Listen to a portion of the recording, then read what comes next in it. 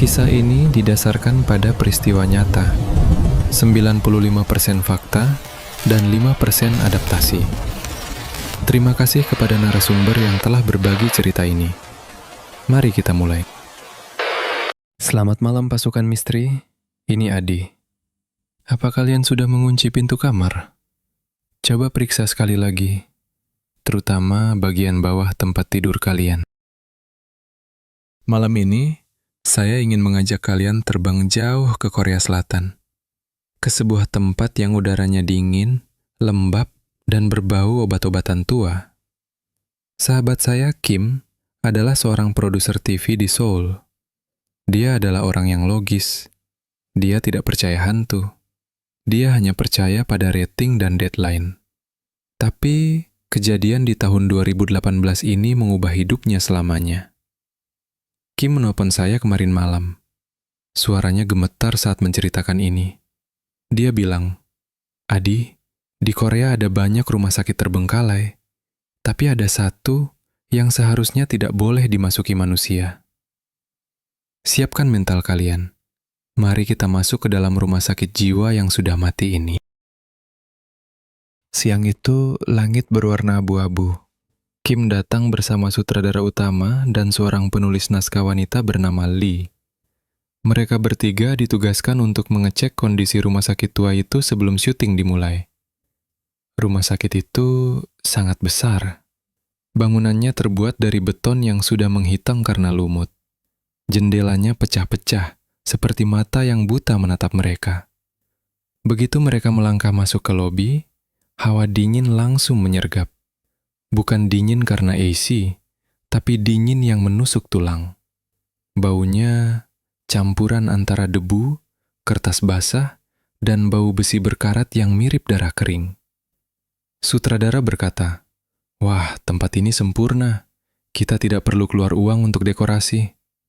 Tapi penulis Lee terlihat tidak nyaman. Dia terus memegang lengannya seolah kedinginan. Wajahnya semakin pucat. Mereka memutuskan berpencar untuk efisiensi.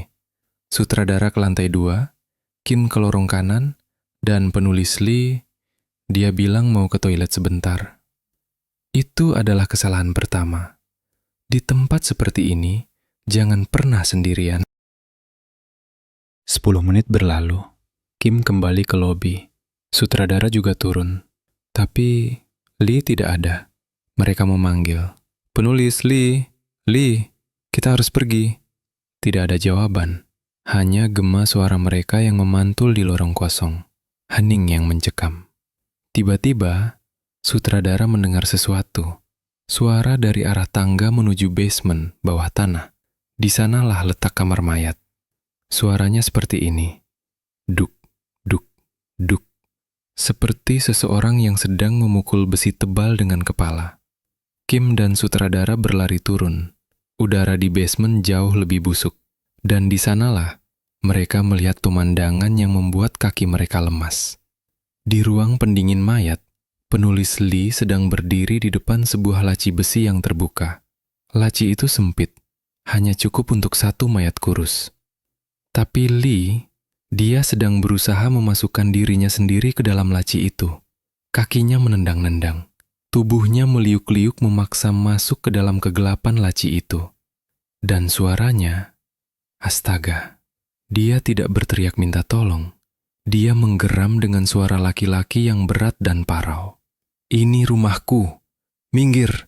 Aku mau tidur. Tutup pintunya." Kim dan sutradara panik setengah mati. Mereka menarik kaki Lee. Tapi tenaga wanita kurus itu tiba-tiba sekuat 5 orang pria dewasa.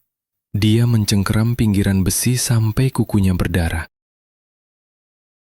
Setelah pergulatan yang panjang dan melelahkan, mereka akhirnya berhasil menarik Lee keluar. Lee pingsan seketika. Kim menggendongnya, dan mereka lari naik ke lantai 1. Napas mereka memburu. Jantung Kim rasanya mau meledak. Mereka mendudukkan Lee di kursi lobi yang berdebu. "Kita harus pergi dari sini sekarang juga," kata Kim dengan napas terengah. Tapi saat sutradara hendak mengambil tasnya yang tertinggal, dia terpaku. Dia menunjuk ke arah tangga utama dengan tangan gemetar. Kim menoleh, dan dia melihat alasan kenapa sutradara membeku. Di tangga itu, ada seorang wanita. Dia memakai baju pasien rumah sakit berwarna hijau pudar. Rambutnya panjang, hitam, dan kusut menutupi wajah. Wanita itu tidak berjalan. Dia melayang turun. Kakinya tidak menyentuh anak tangga.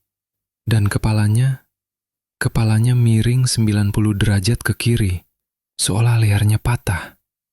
Dia turun, pelan, dan tiba-tiba dia berhenti.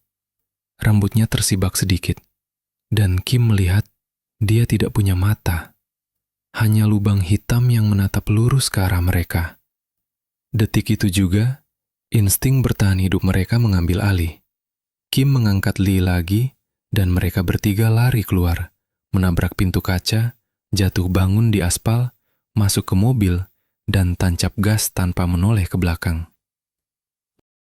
Di dalam mobil, penulis Lee akhirnya sadar. Dia bingung. Kenapa kita lari? Kenapa badanku sakit semua? Dia tidak ingat apa-apa. Kim tidak pernah menceritakan apa yang dia lihat di tangga itu kepada Lee. Film itu akhirnya syuting di studio buatan dengan biaya mahal. Tidak ada satupun kru yang berani kembali ke rumah sakit itu. Jadi pasukan misteri, jika kalian melihat bangunan tua yang kosong, biarkan saja kosong. Mungkin penghuninya sedang tidur di dalam laci dan sangat marah jika dibangunkan. Kalau kalian suka dengan kisah misteri seperti ini, jangan lupa tekan tombol like dan subscribe.